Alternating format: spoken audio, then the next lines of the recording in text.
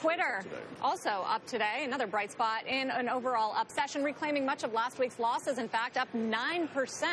As we speak, it has a new deal out with the NFL to put more football highlights than ever before on Twitter feeds. Julia Boorstin has the details on that, plus some corporate insiders purchasing the company's stock and tweeting about it today, Julia. That's right. Well, Twitter shares are really doing a total 180 after last week's declines. As you mentioned, soaring 9% on what is Twitter's biggest, longest content deal yet. Twitter is partnering with NFL for a 2-year deal to deliver about 100 NFL clips a week to Twitter. Now, that's more than twice the amount of content in the NFL and Twitter's previous deal. And this content will be focused on in-game highlights as Twitter works to show its power to drive conversation around live events. And the NFL looks to make more money from its valuable content.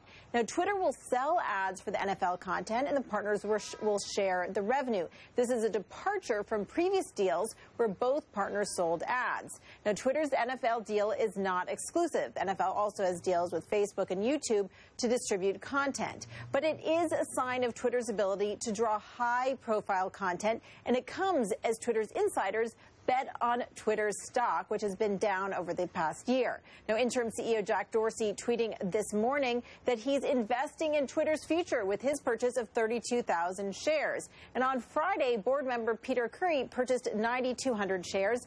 But analysts do point out that these purchases are dwarfed by insider stock sales in recent months. Certainly a hot stock to watch, guys. Back over to you. Well, it is, that's for sure. Good point. Thanks, Julia. For more, let's bring in Edmund Lee from Recode. Also with us is Max Wolf from Manhattan Venture Partners. Yeah, Max joining us here at the New York Stock Exchange. Now, you know, you were on the show, was it on Friday, I think it was. We talked about Twitter.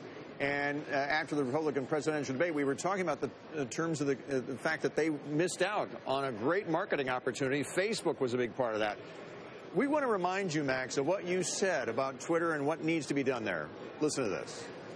From a Wall Street perspective, they have to figure out a self-serve ad platform that allows them to cash in on the huge influence I think we all agree they have, a la last night. All right. So now we've got this deal with the NFL. We brought you back. What do you think? Is this the kind of deal you were looking for? Yeah, this is great news. I have a lot of respect for the company, so I know they're way above the point of listening to me, but it's as though someone did, and I forgive them that weird mismanaged appearance for a moment. I think this is something they were built to do, and built to do better than their bigger, more expensive rivals, so it's certainly getting a lot of buzz today, and it popped up quite a bit, but I like this. I want to see 25 of these, and I think we stop talking about how they can become like Facebook, and we start talking about how Facebook can become more like Twitter at that point. Edmund, we're also on constant watch for any rumor or speculation when it comes to the management and the leadership of this company.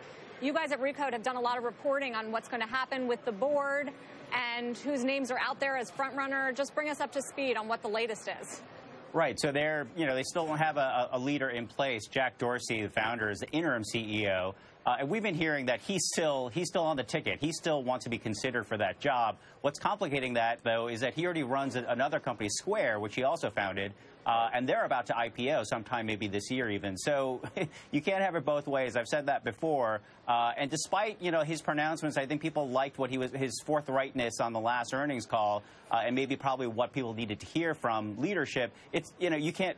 They need to be clear about what they want. Whoever's going to be running it can't be running two separate companies. And he should say that outright, whether he wants one or the other, instead of sort of trying to play it both ways. Clearly, Jack Dorsey's so busy he doesn't have time to shave right now. That's it's a tragedy. Ed, Max would like to see 25 NFL deals. What do you make of this NFL deal? No, I think the NFL deal is a good deal. Yes, or can they do many more like this? I think they definitely can do more deals like this, whether it's with other sports franchises or big events like Oscars, big live events that people tune in. Twitter's basically become, water cooler for a lot of people where, as it's happening live, they want to sound off, and it kind of compounds where people will say one thing and other people will chime in one with the other, unlike Facebook, which has more of a long tail sort of discussion, I guess, where over the week or 2 weeks or even a month, the conversation will just continue on, and maybe in aggregate might even be higher But for those spikes, those immediate mass spikes, you only see those things on Twitter. And that's important because advertisers like that. They like to be able to reach a whole lot of people at once. Right. So the efficiency of that buy is important. I went back and watched your interview the other day. I think you said that they write the first draft of history. That was a good way to put it. The question has been, can they make the most of that from a monetary perspective?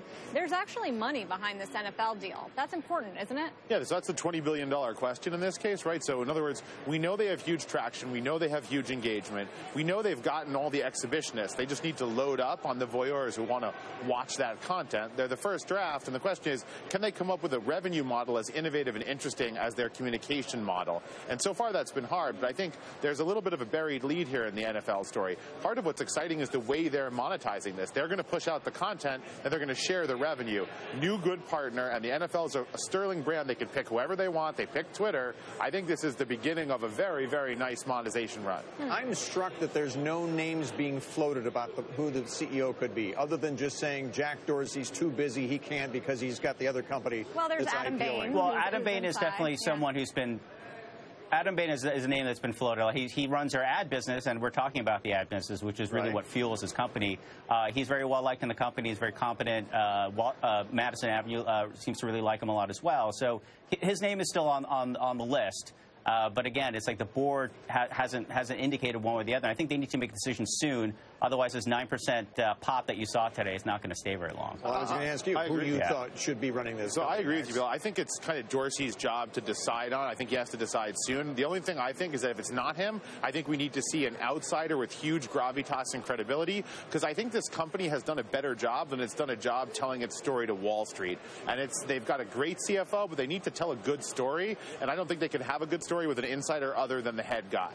Well, the other question is, how do you value a company like this? It was always monthly average users, which weren't good enough, and it was always, I guess, to see the revenue growth and convincing Wall Street. It was sort of the Facebook model. Do you have to just look at it a completely different way? Yeah, so I think this is fundamentally not Facebook, right? I think Facebook is where you go to hang out. It's your social life shared with advertisers. I think Twitter is where you go to learn about the world and try to get people to learn about you, right? A little bit different. It's ludic, playful, without being ludicrous. If you want to show everyone a picture of macaroni and cheese, that's Facebook. If you want to talk about where the best macaroni and cheese is, maybe that's Twitter, right? It's going to have to find a different home. So which one do you buy? I guess which one is a better value right now? Right now, I mean, Twitter's had quite a good day, but I think the long-term Twitter has a lot more to recover and make its own bones. Facebook, the street rightly loves, but it loves, and the price tells you that it loves them. That is the best explanation I ever heard, differentiating between Facebook and Twitter. I love that. Max, always good to see you. Ed, thank you for joining us.